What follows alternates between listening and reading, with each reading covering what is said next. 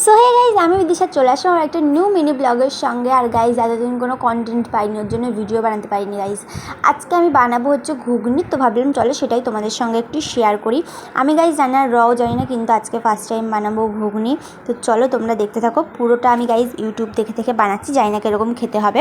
তো দেখো এখানে আমি এখন মটরটা ভিজিয়ে রেখেছিলাম আগে থেকে, আর মটরটা এখানে ভিজেও গেছে। এখন এটা আমি সেদ্ধ করব।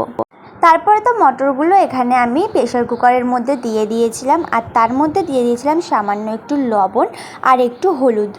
তারপরে তো এটা দেখো আমি সেদ্ধ দিতে বসিয়ে দিয়েছি, আর এখানে আমাদের মটরটা ভালো করে সেদ্ধ হয়ে গেছে, আর হলুদ দেওয়ার কারণে একটু হলুদ হয়ে গেছিলো। আর এখানে ওরা একটা ভাজা মশলা তৈরি করেছিল, সেটা আমিও এখানে বানিয়েছিলাম গোলমরিচ, জিরে আর ধনে দিয়ে। তো এখানে শুকনো কড়াইয়ে ভেজে নিয়েছিলাম, তারপর বেটে নিয়েছিলাম।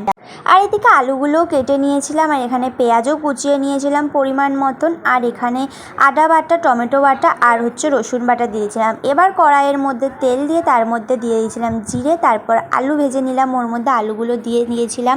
আর গাইস আমি পুরোটাই একা একা করছিলাম, ওর জন্য ভিডিওটাও সেরকমভাবে একটা ঠিক মতন করতে পারিনি। তো যেটুকু করেছি সেটুকুই তোমাদের সঙ্গে শেয়ার করলাম।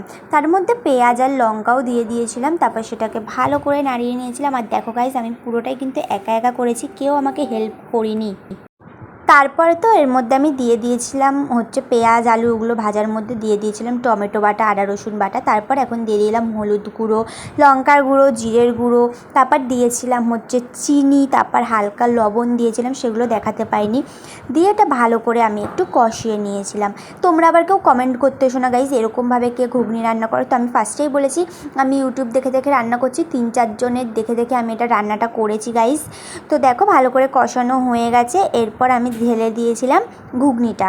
তারপর ঘুগনি দেওয়ার পরে আমি এখানে ভালো করে একটু নাড়িয়ে চাড়িয়ে নিলাম, তার মধ্যে আরেকটু জল দিয়েছিলাম। জল দেওয়ার পরে এখানে ঘুগনিটা ভালো করে ফুটে উঠেছে, তখন আমি দিয়ে দিয়েছিলাম ওই যেই ভাজা মশলা সেইটা।